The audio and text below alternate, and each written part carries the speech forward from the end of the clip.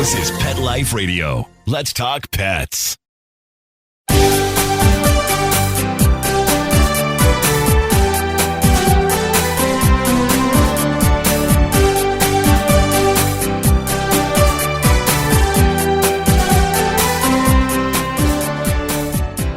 Hello and welcome to Working Like Dogs on Pet Life Radio.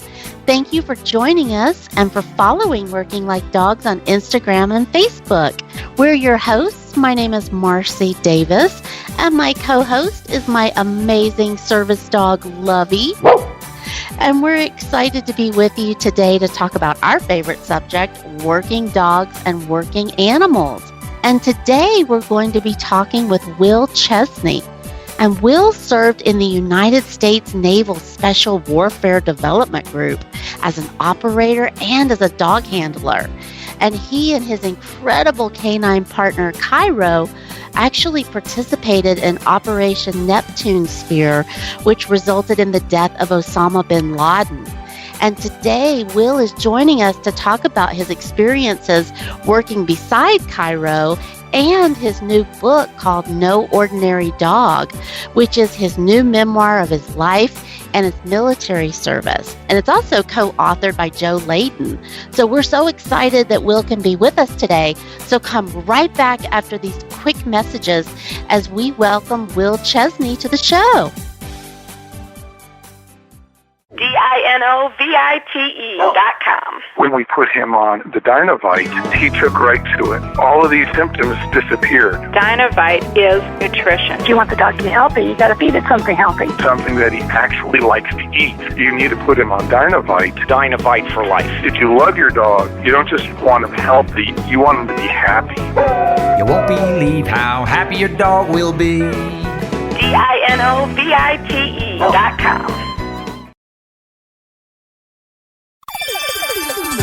Let's Talk Pets on PetLifeRadio.com.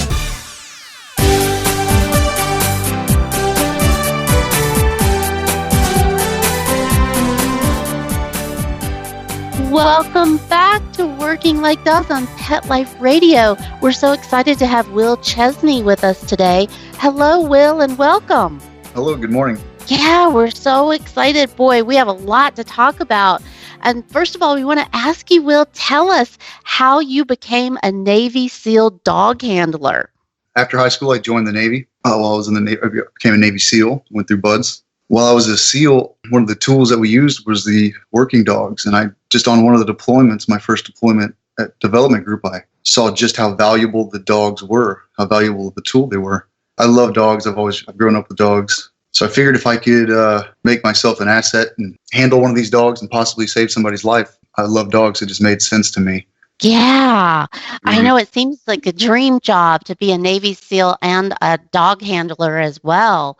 So what did you have to do to become a dog handler? I'm sure there was a really intense training program that you had to go through. Yes, I started showing interest in the dogs and just made myself more available around the handlers on one of the deployments, and it was a good fit. So when we got home from that deployment, I got sent to a handler school in California, and it was awesome. It was I think it was about 9 weeks long, and that was when me and Cairo really bonded for the first time. Wow.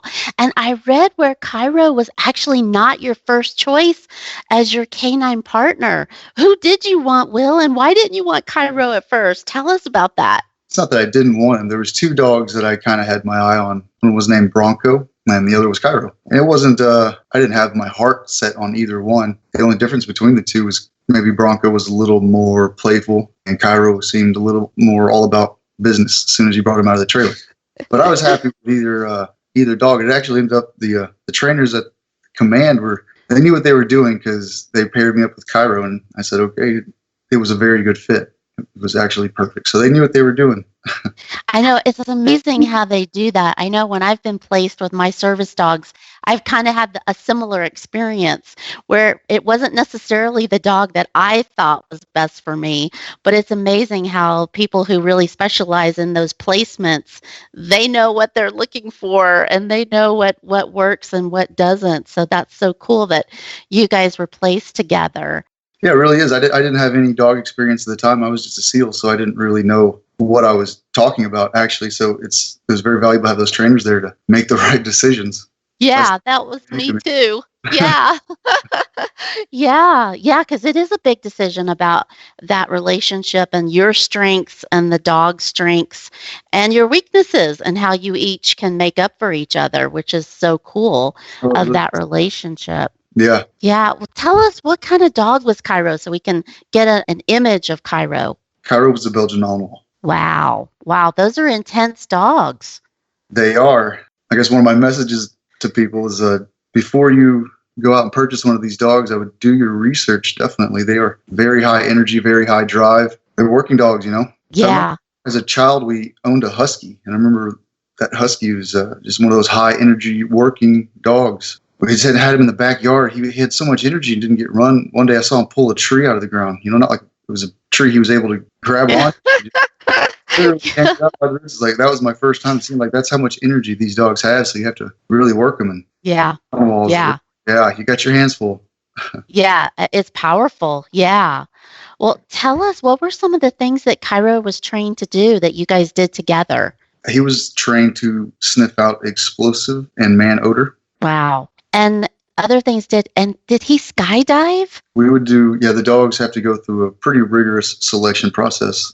When they're selected from wherever we buy them from, there's certain tests that the trainers will conduct, and they know what they're doing, and they select the high quality dogs, and they still can get washed out as soon as they get back. It's like the dogs are going through a buds, so they're basically becoming SEALs as well. You know, it's a very rigorous process. They have to learn to not only skydive and rappel and be comfortable at night on helicopters, slick floors, all environments, in the water. You're asking a dog a lot. And then not only that, that's just to get there. So once you're there, you're also having to ask this dog to leave his handler, his team, go into a dark place and get into a fight with somebody twice his size and not come off. So you're asking a lot, and it's hard to find those types of dogs. I can only imagine. Yeah, that's asking a lot. That's unbelievable and phenomenal that they are willing to do that. That's why we treat them so well if they're injured or if they're killed in action. We treat them just like one of the brothers, because they are. As they should be. Absolutely, they should be. Well, I was reading too about some things about how Cairo was able to differentiate between an adult target and a baby, a child, even an infant. That is phenomenal. Can you tell us some about that? About how do you think Cairo was really able to do that? Yeah, that happened one of the nights we were on the target. It happened. We called everybody out of the compound. I guess one of the women decided to leave her child behind. There was also a man in there that wasn't coming out. He wasn't complying. So we, used our ROEs, and eventually the call was made to send Cairo in to subdue him. And the baby was actually left in a room by itself. And Cairo went into that room and was doing his searches. A lot of the dogs talk with their mouth. That's what they have. They like to grab onto things and like pillows and stuff. Sometimes they'll grab pillows. There was a baby swaddled to where we couldn't see it. I don't know why he didn't grab it. He just knew that it wasn't a threat, and he was smart enough to leave it alone. He actually went into the other room and engaged the man that wasn't complying and allowed us to subdue him and take him in. And there was also women in that room that he was, I guess, probably using as a shield, that nobody was complying, but the dog was able to keep the situation from escalating. That's amazing. Yeah. I mean, it's hard to even articulate that incredible amount of awareness and commitment. And wow, Will, what an honor to be in that presence, to see Cairo work like that. It really was. And that's why it's an honor to be able to tell a story. It's a piece of history. It gets the truth out there. It also brings attention to what these working dogs can do. And I mean, it's not just us using them. It's all law enforcement and service dogs, what they can do for people as well. Just like you have a service dog, you know exactly what the dog can do. Yes. Yeah, I just wanted to let people know how valuable they are. And not that I also don't want people just to go out and purchase a Malinois. I'd like them to maybe do their research and find the proper place to purchase it if it's the right fit as well. Yeah. I think that's a big thing, Will, where people, they see or they hear about these incredible dogs like Cairo, and they just think, oh, I can get one and have that too, when really it takes months and years of training, and oh my gosh, so much goes into these dogs for them to be successful, to be able to do this kind of work. And I'm so glad you've written this book, because people really don't if they haven't experienced it, it's hard for them to understand the level of work that goes into these dogs. So again, so that they can perform at this high level. It is. It's a lot that goes into working or training the dogs, and also training the person that's handling the dogs. You can train the dog all you want, but if the person doesn't know what it's doing, it's not very valuable to the dog. You also need to put in the training. The person needs to put in the training themselves. And some of these dogs, just genetically, you're asking, like we discussed earlier, what you're asking of these dogs to get that kind of genetics. Some of these dogs, they can't turn it off. So to find I was talking with Mike Ritland, and he takes some of these dogs in and gives them a place. And people are asking to home the dogs, but they don't understand that some of these dogs you just can't really take home. And it's nothing against them. It's just the dog might do something, and it would be dangerous to their family or to them. So I just hope people can understand that. These are very looking dogs. Yeah, that's a great point. And it's not the dog's fault. It's how they've been trained and what they think their purpose is. And it can be confusing, when you're not in that situation any longer. Yeah. Genetics is so important. I know it really is. And as science is learning more about those genetics, it's even becoming more important of how dogs are bred and what their jobs are and how they perform. It's intense. We can get really deep into it. Some people do. Well, I certainly don't want to ask you something that you're not comfortable answering, but if I was wondering if you could talk with us and share with us what you are comfortable sharing about the night that you almost lost Cairo while out on a mission. Yeah, on that night, we had a couple of men leave the compound we were headed to. I guess they figured out we were coming. 2 guys hopped on a motorcycle. 2 more guys hopped on a different motorcycle. They went one direction. So they basically 4 men split up into groups of 2 on 2 different motorcycles. We followed one group. They ended up making it into a tree line, and we weren't allowed to just drop bombs on them, but we could see weapons. They just made it to the tree line before we could, they got set up into the tree line before we could do anything. And then the ROEs weren't allowing us to drop bombs. So we got dropped off a safe distance away and walked up, and there was a kind of a low wall we made it to just outside the tree line. We tried to get them to comply, but bad guys don't usually comply. So tried different modalities, different methods, tried to get them to come out, and eventually the call was made, send the dog in. I was in the position to where the dog could best utilize his nose and also listen to my team leader tell me when to send the dog. So eventually he told me to. I sent the dog into the wind. I watched him for as long as I could, but in the tree line, it was hard for him to see, or hard to see him. I could see he was making his way down to my left side, so I was staying behind the wall as best as I could, behind cover. Eventually, I heard some gunfire. So basically, I figured Cairo had found the 2 men hiding and engaged one of them. So I started to call him back. He wasn't coming back. Just after a certain amount of time, I figured something was happening, or something had happened to him. He had engaged one guy on the ground who was trying to suck us into the tree line, and another guy was up high waiting to. He had an automatic weapon in the tree, and he was going to engage us from there. So they were set up in a pretty good ambush. So Cairo finding them, they showed their hand, and it allowed us to engage both of the guys without getting any of the assaulters hurt. But unfortunately, Cairo had been shot twice. He'd been shot through the leg and the chest, so it was hard for him to get back over that wall. What we kind of figured out later on, and he was smart. He had to find a break in the wall, and he ended up making it around all the way back to me. And just before, I saw him in the distance a little bit. Just before he got back to me, he just kind of collapsed. And I immediately thought he was dead, of course. Dogs, they get shot like that. They usually don't make it. And to see him collapse like that, I've never seen him obviously do that. So it was figured he was gone. But I ended up making my way over to him and saw he was still with me. He was still alive. As I was breaking out the medical kit for him, we carry one for the dogs specifically. As I was breaking it open, I knew my team, I didn't need to be in the firefight. They didn't need me. So I was able to make it to Cairo to give him medical assistance. And another member of the team realized that as well, that I needed help, and he made it back. So as I'm breaking out his medical supplies, I'm handing it to him, the corpsman, teammate of mine, and he starts stuffing the gauze into Cairo's chest. And I would say he saved his life. Wow, Will. My goodness. I can't imagine what that was like for you as a handler, but I'm so glad that you were able to provide that emergency care and get to him. And he was able to get back to you so that you could assist him and get him out of there. Wow. Yeah, we treated him just like another teammate that was injured, that would have been injured. The corpsman came back, my teammate came back and treated him just like one of the boys. He He definitely saved his life. He gave him medical care, and they immediately called in a Casevac, a helicopter to come pick him up, just like any one of us getting shot. Just because he was a dog, nobody cared. He was still part of the team. Yeah, and a really vital part of the team. Yeah. Oh, my goodness. He saved somebody from at least getting shot that night, if not killed. Yeah. Well, Will, I have more questions for you about that night, but we're going to take just a quick break and hear some important messages from our sponsors, but we want to come right back and continue talking about that incredible night. So come right back.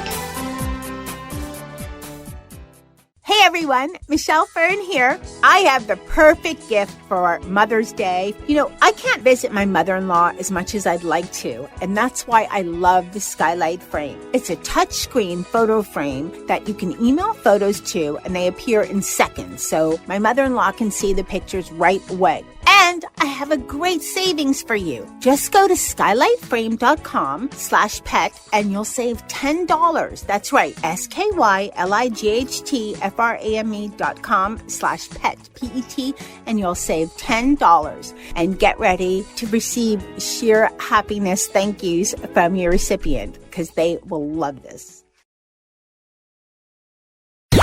Let's talk pets. Let's talk pets On Pet Life Radio. Pet Life Radio.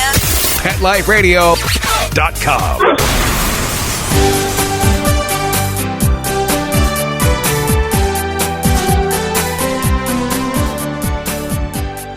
Welcome back to Working Like Dogs on Pet Life Radio, and we're visiting today with Will Chesney, the author of No Ordinary Dog. And boy, this is no ordinary dog that we're talking about, that's for sure, Will. And before the break, you were telling us about that incredible night when Cairo was actually shot twice. Tell us, so what happened after you got him on the helicopter and got him back? Tell us what happened. So they never stopped treating him like he was a soldier. As soon as he got back to the base, actual surgeons, there were no veterinarians on the base at the time, so actual surgeons operated on him. I mean, it was amazing. They treated him just like one of us. They continued to save his life as well. You know, if it wasn't for these great people giving him care, he might not have made it. And then they ended up stabilizing him, and we immediately got him to the veterinary clinic, and he wasn't looking so good. I really didn't think he was going to make it through the night. Stayed with him on the floor, slept right beside him just in case, because like I said, he really wasn't looking like he was going to pull through, but most people just kept doing amazing work on him. And I think the next morning we woke up and I could just kind of tell he was going to make it. It was fairly quickly. He recovered. I mean, that's unbelievable. It really was. Gosh. So, and you didn't leave his side. I love that. That's so great that you were able to stay with him and that you could spend the night with him. Yeah. I mean, I wasn't sure if how much longer he had. Honestly, it was just crazy how quick he kind of recovered and pulled through. Going from, Gosh. I really didn't think he was going to live, so I wasn't going to leave his side, and I wasn't going to go sleep somewhere else. And so, did they talk about retiring him after that, or what was the plan for him? He ended up going to a rehab facility in Lackland, and they got him back to 100% working mode. This was actually before we went on the Bin Laden mission together, so they got him back. Wow, that's incredible. Wow. And so did you start working with him slowly, or what was the process of getting him back on the job? We were nervous that he might not work again. So I was definitely nervous. But as soon as I got him back, it was like nothing had ever happened. The only time I ever saw him change was when he got retired. Eventually, when he started getting older, you could see a hitch in his step from when he got shot through his leg. Just a little bit. And then some other things started happening that it's covered in the book. He had to go after retirement, and Well, he must have been such an athlete to be able to do that kind of work. I can only imagine. I mean, I always think of my service dogs as Olympic athletes, and it certainly sounds like that's what Cairo was, to be in that incredible shape, to take all of that physical activity and stress on his body. That's amazing. It was amazing to see it. He did things that really impressed me. Some things that I saw that I kind of questioned if he would be able to do it. Like during one training exercise, my friend, we're always very safe. These are, we covered earlier, dangerous dogs, especially these animals. And we're always extra safe. We had stuck somebody up about 9-10 feet in the air on top of a makeshift kind of closet we had built. And we were doing a training exercise where Cairo just picks up on his odor. And we wanted to see what signals he would give us with a high fine like that. Cairo didn't have a muzzle on because the guy was up so high, and there was no way he could possibly get up there. These dogs are such athletes that when Cairo did make the find, my friend was, or my teammate, giving him a little good praise as a good boy to reward him, so he knows he did a good job. And as he was making his way over, he just barely stuck his foot just across the ledge enough for Cairo. He made it all the way up there and barely grabbed him by his ankle. And it was just impressive. And he almost pulled himself up on top of the closet with him, but luckily he didn't. He barely had him. He came off. He was just like, man, we're very safe when we start training. That's like number one. We do a lot of dangerous things. You have to keep everybody safe. Can't get people hurt. It was just the athletic ability of these amazing dogs is crazy. Yeah, it's hard to wrap your head around it. Yeah, about how truly amazing they are. It's just one instance. There's so many instances. Just like, yeah. And I got to do it every day with these dogs and multiple dogs, just to see it. We could set up any scenario we kind of wanted. And we would set up tough scenarios and the dogs just crush it. It'll just blow you away. Wow. Yeah. Well, take us to your March 2011. So Cairo was 6 years old at this time? Okay. Sounds right. And what was happening for both of you then? Because Cairo, they were looking at retiring him, weren't they? Around 6? Not for quite a while. It took a while to get him retired because he really was a good dog. I say it a lot, but he was such an easy worker. He was like a plug and play. Every person has different handling skills, right? He was a dog you could just hand to a person with minimal experience, and he would just do his job. And that person he'd make you look good. Yeah. I felt bad, a little bit. All the other guys had great dogs as well, but Cairo sometimes was pretty easy. And I felt very fortunate. Yeah, you were. Yeah, no doubt. Well, and so how did you guys get the assignment, this huge assignment to go out on that March 2011 mission? What happened? Tell us about that. We had just gotten back from a deployment, so we were pretty fresh, and people above me just made the decision. I guess nobody really knew what was going on. We're really busy. Things, I guess, happen all the time. We're getting prepared, so we're pretty used to this happening. The call was made that something was happening. I was at a school at the time. One of the handlers he had some things going on. He couldn't attend the training, so my team leader made the call to have me come home from the training trip, and he said, go grab Cairo and come into the team room. And that's what I did. I showed up the next day. Something was going on. We just didn't know what. I don't think anybody really cared. It was just, that was our job anyways. No matter what was going on. Just happy to be working. Yeah. Another day on the job. That's it. Yeah. Yeah. But what a day. Yeah. Yeah. So tell us, what do you think was Cairo's biggest contribution on that historical mission? That night, the dog's nose is the most valuable tool.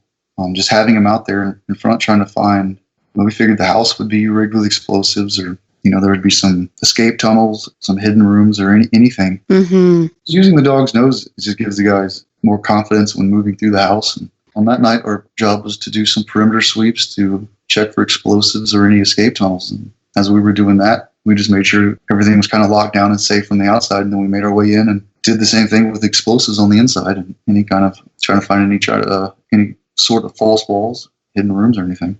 Well, I can't imagine the intensity and the danger that you two were in that night and your whole team, because there was a helicopter that crashed that night. So, but you guys thankfully were not on that one, and you safely landed. We did. Yeah, we safely landed. But even the guys on the other helicopter that did crash, those pilots are so good that he just landed the birds softly enough nobody got injured. It's a miracle. Thank God nobody got hurt. Not only did they not get hurt, didn't even skip a beat. They almost died in a helicopter crash on one of the biggest missions in history. They end up just jumping out of the helicopter and conducting the mission flawlessly.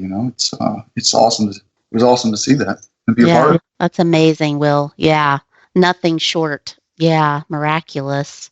Wow. And you guys got back out that night safely and got back to where you were stationed. Yeah, it was a pretty surreal moment. Our job is dangerous. We all know that. But for this one, we all knew it was a little more dangerous. Something. And like you said, historical. Yeah. You changed history that night. Yeah. But to come back when we landed and to have the mission accomplished and to look around and see everybody was still alive, it was a great moment. Yeah.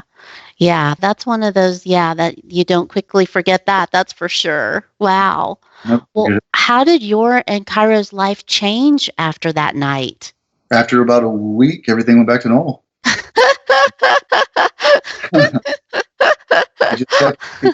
It was a high-speed, fast-paced job. It doesn't stop.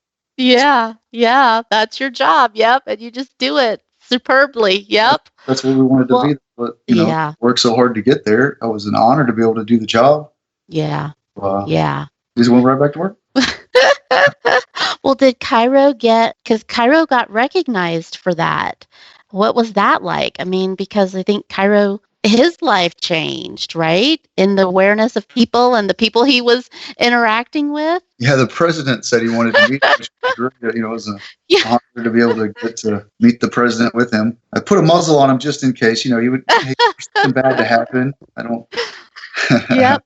Smart. Yep. I really didn't want to. I knew he would never do anything. Just you're always extra safe. But it was an honor to be able to do that. I think that must have been incredible. Yeah, I think they had a really good visit. Did the president give him a treat? No treats, but he definitely he got some love from him. Nice. Oh, that's nice. Oh, good. And Cairo was okay with that? Oh yeah, of course. That's awesome. Yeah. That's great. Yeah, I love that. That's awesome. Well, and so after you guys met the president and had that experience, what was Cairo's life like after that? Was there retirement? Tell us about that. It was basically, like I said, back to work. He was such a good dog. They kept him around as a spare dog for quite a while because these dogs do get injured or killed. It happens, Yeah. He's such a good dog. They just kept him as a spare dog in case that did happen. He was just not every dog is able to go to any handler. Yeah. Most of the dogs were, but not everyone. Cairo was just one of those dogs that was a great worker and easy. Very reliable. Yeah. Consistent. Yeah. If he's still able to work, they kept him working, and it was good. He wanted to work. And then eventually the call was made. He was getting up there, and it was called to retire. I put in my application, went through the process, and it was approved. Wow. So were you still active when you did that, or had you already been out of the service? I was still active. I was on my way out. I had been injured, and somebody threw a hand grenade at me in 2012 and injured me and some of my friends. After that, it was kind of downhill. So it goes into the story more in the book, obviously. But as I was in the process of getting out because of some medical issues, is about the time he was the call was made to start retiring him. And was that a difficult process, or was it you just filled out an application and it was approved, or did you have to advocate to get him? Yeah, there's a couple of people that wanted him. He was great. Everybody loved the dog. So just put in the application. The people in charge just made the decision. The handlers usually get first choice. So they just have to make the decision of, like I said, these dogs have to go to the right home. So they had to evaluate every single person putting in an application to make the right call. They're not just going to give them away. They have to, make sure everything is proper. And that's what happened. Yeah. I'm so glad to hear that. Yeah, so fortunately, I had the proper life to give him. I was getting out at the time. I mean, it was because of medical issues. I wasn't doing so great, but it was really great to have him come home with me during such a difficult time. It was very valuable. I'd say, probably saved my life again. No, I get that. Yeah. And that's so wonderful that you guys could be there for each other at that point where you both needed each other. Because I'm sure it was hard for him to retire. Yeah, I think it happened perfectly because if he would have retired earlier and I was still working, I wouldn't have been able to take him. So it made sense. He was a great worker. They kept him. And it happened to be perfect timing because as soon as he was starting to go down, or showing old age, I guess, I was getting out. And I was able to get home, a proper home. And he saved. Yeah. Great to have him around. Yeah. He had another job. Yeah, he was working with you in a different way, it sounds like, Will. That's beautiful. Wow. And so how long were you guys together after he retired? It was about a year. Yeah. We had a good year. I was going to say that was an incredible year. Yeah, and what a gift that you had that together, that you could be at home. And how was he different in retirement? We didn't do any work. The only exercise he got was anything in the water, obviously, but we threw the ball for him quite a bit, but he didn't do any bite work. Nice. So we just let him enjoy retirement. We kept him exercising, but he really mellowed out. And his temperament was always, like I said, really great, really mellow, really calm. And he was able to hang out with women, children. I had him on the couch with my buddy's kids. He was a snuggler. He loved him. He was around babies. Motorcycle with a sidecar. We go right around town. I love that. I had a boat. Yep. Spend time on the boat together. We had a great year together. Yeah, what a gift. Yeah, for both of you. He must have had so much fun. Yeah, that's wonderful. Yeah. I hope he. I'm sure he did. Are you kidding? Getting to ride on a motorcycle and play in the water? That's awesome. Yeah. Well, what is Cairo's legacy, Will? We got to participate in one of the biggest missions in history. And not only that, there's plenty of other valuable stuff. They said he was shot even before that. So, oh my gosh. I've seen some stuff out there that's not completely true. So I just wanted to use his story to get the truth out there, to bring attention to working dogs, all working dogs, not just military, but service dogs, and the foundations out there that support these dogs. And then also tell my own personal story a little bit. And if I'm able to, help some fellow veterans out. Tell my heart. Well, there's no doubt about that either. I mean, what you're sharing and talking about and educating people about these dogs and what they do, and it's nothing short of miraculous and heroic and inspiring, all of those things, which saying that is one thing, but you got to see it and live it and be a part of that with Cairo. That's such a gift, Will. It really is. Yeah. I mean, I feel that way living with a service dog and having a disability. I know how it's changed my life, but I can't imagine the situations that you were in, the danger, and what you two were doing together and how you depended on each other. It's just so beautiful and such a gift. Yeah, I'll never have another experience like that in my life. I was very fortunate. Had his ash to go a lot of places with me, and so when I'm driving, I don't fly with him, and he'll be buried with me. It's. Yeah, I hear you. And how lucky you are, Will. That's amazing. And I'm so glad you put it in a book so that other people can read about it and learn and get to see just a glimmer of what you experienced. So tell us, Will, how can people get more information about you and the book? Is it online or is there a website? The book is for sale on Amazon. It's No Ordinary Dog. On Instagram, Facebook, we're a No Ordinary Dog book. Okay. Awesome. Well, we'll definitely put that on our website so that our listeners can find you and find the book. Well, Will, I can't thank you enough for being with us. It's such a pleasure to visit with you and to hear about your experiences. And I thank you so much for your service and Cairo's service and for what you two did for our country. Thank you. Well, thank you for having me, and I really appreciate it. And thank you, our listeners, for being with us. We love hearing from you, so please keep your emails coming. And you can reach us at Marcie, Marcie, at petliferadio.com. And you can follow Working Like Dogs on Facebook, Twitter, and Instagram. Lovey and I love to see your photos and to hear about the work that you're doing with your working dogs. So thank you so much for being with us, and take good care. Let's Talk Pets, every week on demand, only on PetLifeRadio.com.